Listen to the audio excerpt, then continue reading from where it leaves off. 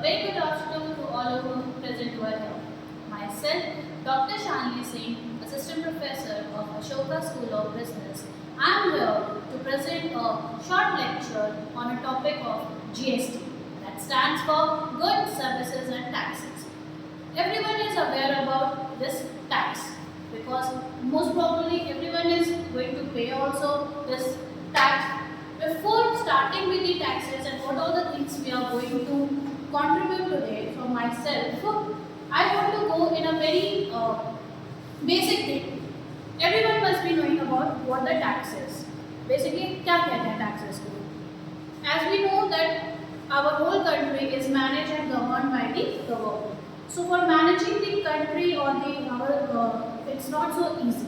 So for their modernization, for building infrastructure, government also wants to generate the revenue from the public. So in the form of the taxes, it is imposed on the public so that the government should get the revenue, and by that revenue they will be utilizing those revenue in the form of building the infrastructure, providing the facilities for the general public. So for that reason, the taxes are being imposed. So in a very general meaning, it is a mandatory fees which is being levied by the government and imposed on a general public in the form of the revenue.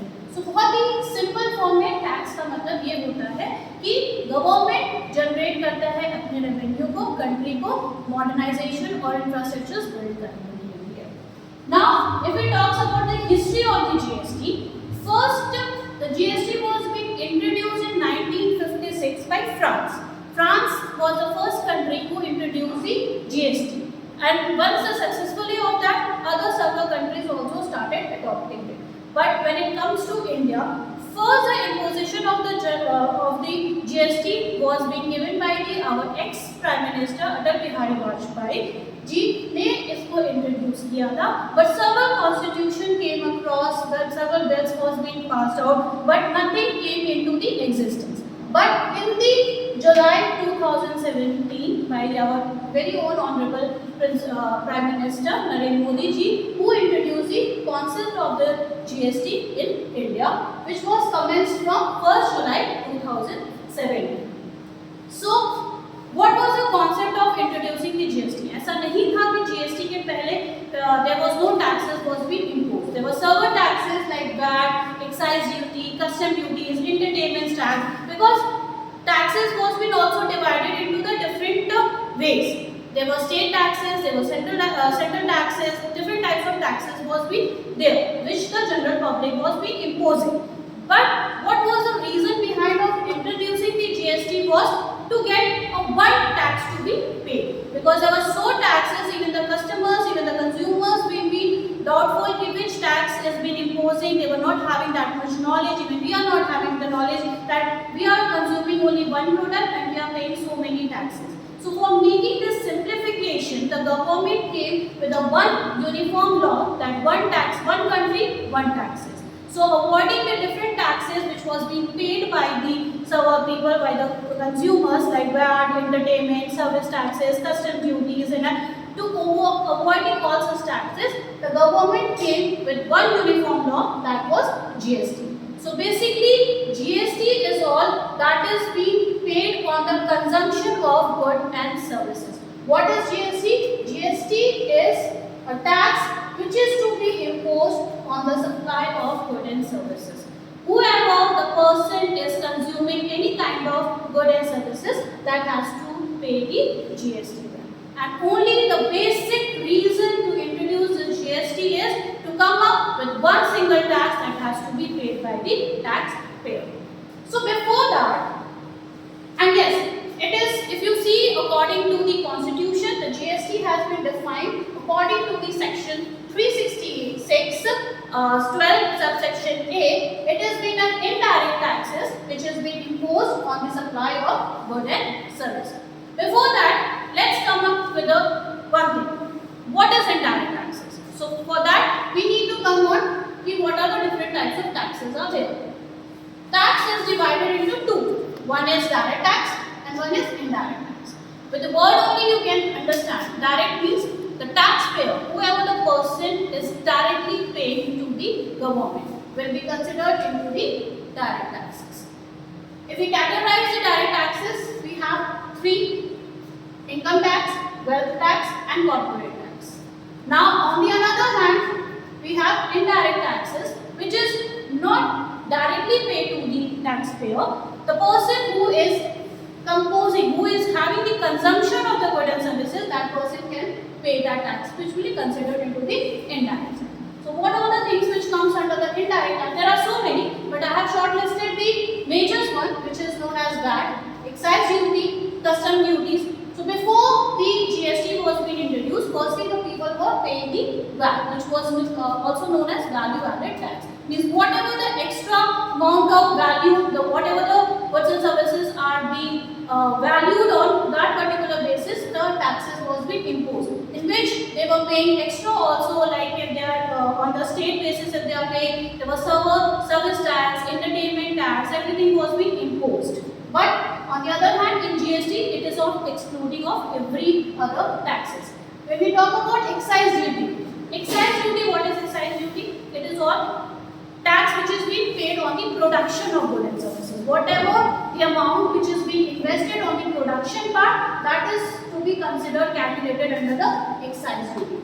Now if we talk about the custom duty, whatever the goods is being imported from here to the another country, and that also the tax has to be paid, which will be categorized under the custom duty. So there are two types of taxes: direct tax and indirect tax. And what is the difference between that? As you know, direct tax is directly paid to the taxpayer. For example, income tax. Income tax, everyone knows, whoever the person is on a salaried person, who is in a professional, who is earning the income, definitely that person has to pay the taxes. According to their salary structure, in whatever the pay scale they will be coming, in that they have to pay the income tax, means tax on income.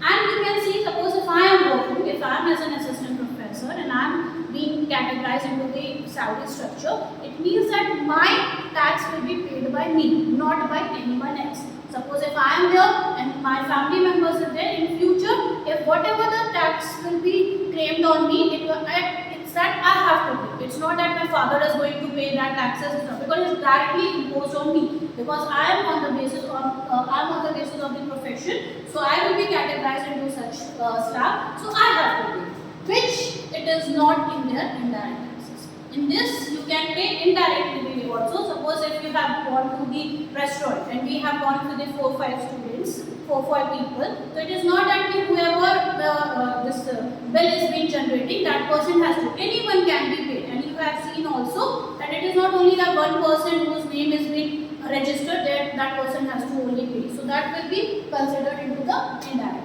Wealth tax, everyone knows, whatever the value of your business, suppose whatever the structure of the business is there, that will be paid by the business. So same here also, whoever the concerned business is, that particular businessman is going to be paid the taxes. If suppose I am running the company XYZ, so whatever the tax will be imposed on XYZ company, that XYZ company owner has to pay. Doesn't mean that whoever the other shareholders or any members are there, they are going to pay the tax. So that is the concept of the wealth tax. If we talk about corporate tax, it is all the tax on the profit. Whatever your business at last, the profit they are earning, not if they are paying any taxes, that will be considered into the corporate tax. So basic difference between direct tax and indirect tax is that it is not transferable. Whoever the registered person is, that person has to pay the taxes. As well as in indirect, it is not mandatory that registered person who is going to pay the taxes. There can be transferable also. Suppose if I am not able, on behalf of my me, someone can else also pay the taxes. So this is the concept of the direct and indirect taxes. For that reason, the GST will be considered as an indirect taxes. Now, if we come to the objectives of the GST. Why the GST was being introduced? What was the basic thought behind of introducing the GST is this: one country, one law. To make the system to be uniform. Why it is being uniform? Because see, it's very obvious that everyone is not much aware about what all the different taxes are there and what all the percentage percentage, what all the ratios are being decided for paying the taxes. Every slab is different. If it goes on the state basis percentage will be different, on central basis will be different. So in that cases, every customers were not aware about what all the taxes we have to pay. So as I told you earlier, there were very value added tax, there were excise tax, there were entertainment tax, service tax were there. So consumer was feeling too heavy to know also what all the taxes are there and as well as to pay also. So for making this simplified, government came with one thought that one country should have one law. So for avoiding all the reciprocal of the different taxes, they come with the one GST. अब कुछ भी हो, whatever एक आपको amount pay करना होगा, that will GST. That's it. Whether the person is knowing or not knowing, they have to pay one single tax that is known as a GST. That stands for goods, services, and taxes. Now if it comes to the simplification. Why simplification? As we know, whatever we are doing on a legal basis, we need to have a documentation things also. If we are submitting so many taxes, if we are paying so many taxes, that documentation is also very much important, because in the last we have to verify that how much taxes has been collected or revenues has been collected by the government. So if we are spending so many taxes on a different level, it is very difficult to collect each and everything, compile, and to make sure that whether whatever the revenue is being generated, it is being generated on the correct form. So for avoiding so many documentation purpose also, they came with the GST, that one tax will be there, it will be uniform, it will be same thing equally, it will be distributed. So documentation things will not be so much hectic, and it will be easy for the government to compile all the documents together and to make sure that accuracy and the efficiency of the documentation will be easy while returning of the GST.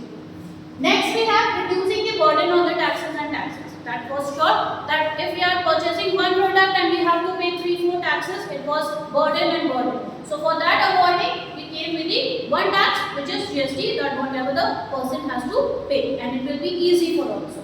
Last is ultimately it contributes to the boost to economy.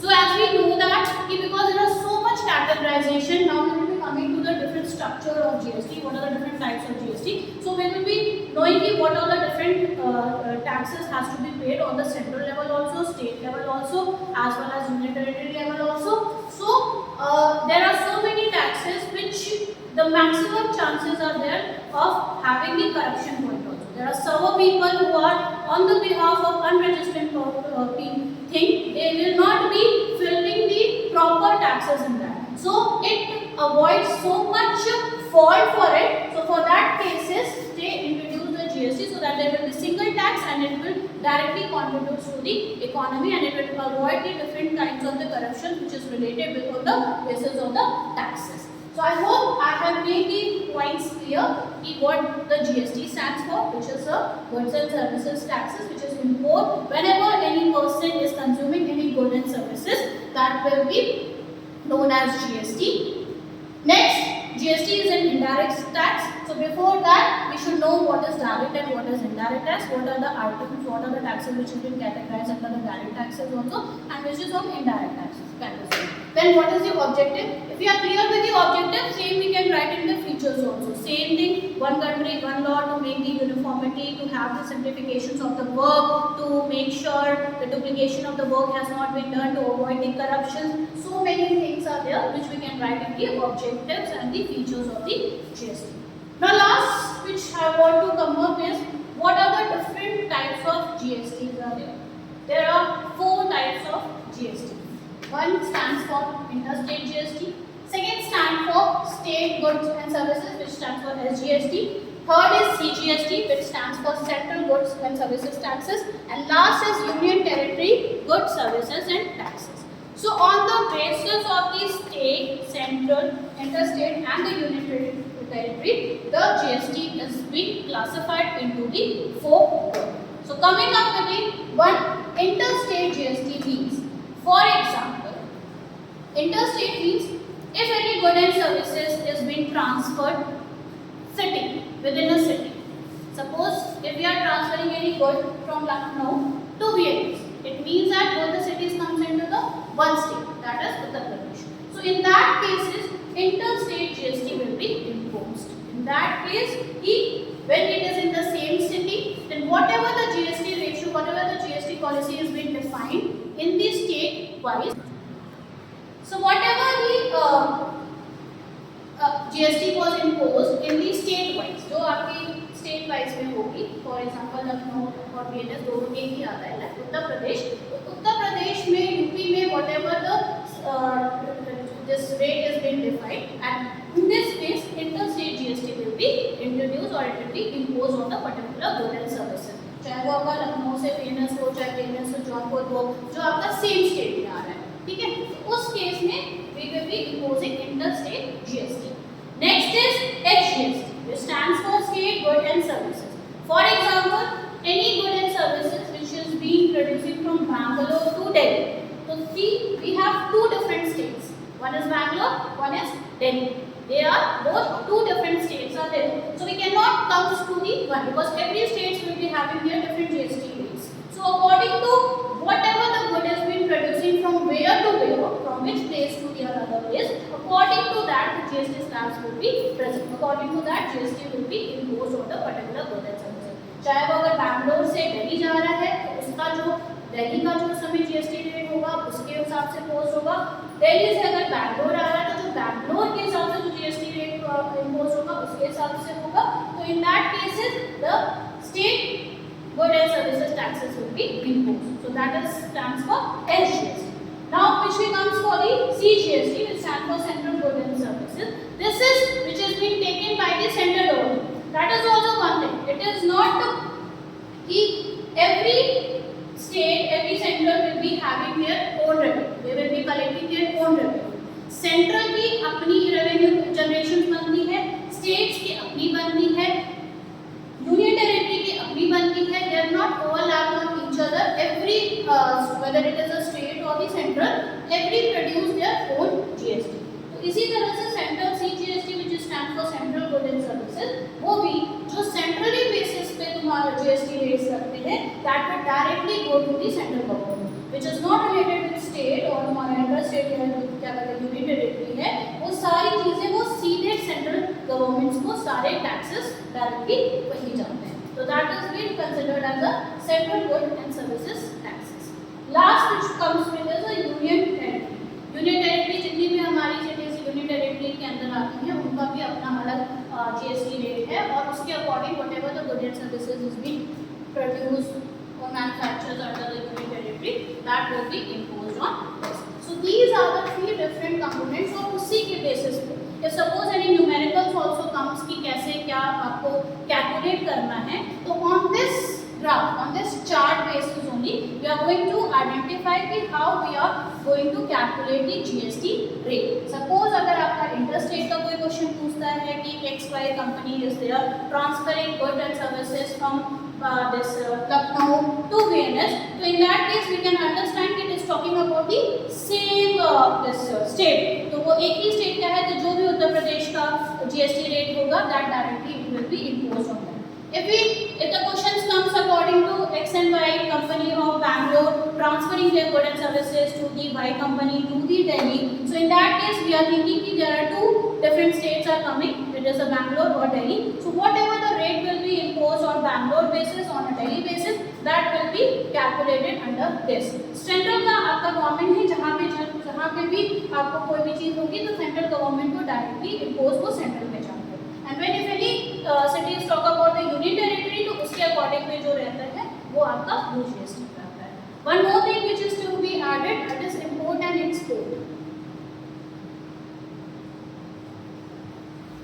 If we talk about import means when we are delivering, when we are transferring our goods and services on an international level. तो अगर हम India से कभी बाहर अपने goods and services को import करते हैं तो उस समय GST आपका डिवाइड होता है, मींस वी हैव टू पे द GST. बट अगर बाहर से आपका इंडिया में एक्सपोर्ट हो रहा है, अगर कोई सामान आ रहा है तो that time there will be no GST. Because from here we are sending to the another country, it means we know the rate of our India. So in that whatever the rate GST rate will be imposed on, it will be calculated. But अगर बाहर से India में सामान आ रहा है तो during the export time there will be no GST will be imposed on this. So this is the full concept of the types of GST. Once you are clear with this, when we have to calculate the state, when we have to calculate the central or industrial, okay, you can easily calculate in the numerical form also. So this is the whole slab of GST.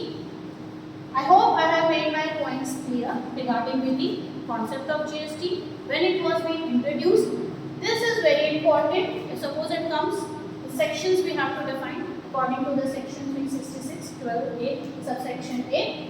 It is an indirect tax which is being imposed on the supply of goods and services. Objectives and features are almost same. What are the different types of taxes are there? What are the categories of direct taxes? What are the categories of indirect taxes? Then what are the different types of GSTs are there? This, I think this much I have made the points clear. If any queries is there related with the topic, do let me know. I am always there to help. In the next class, we will discuss about the structures of the GST, means GST tax slab. And what are the items which are being considered into the different tax slabs? What are the items which will be coming into the different GST growth rate?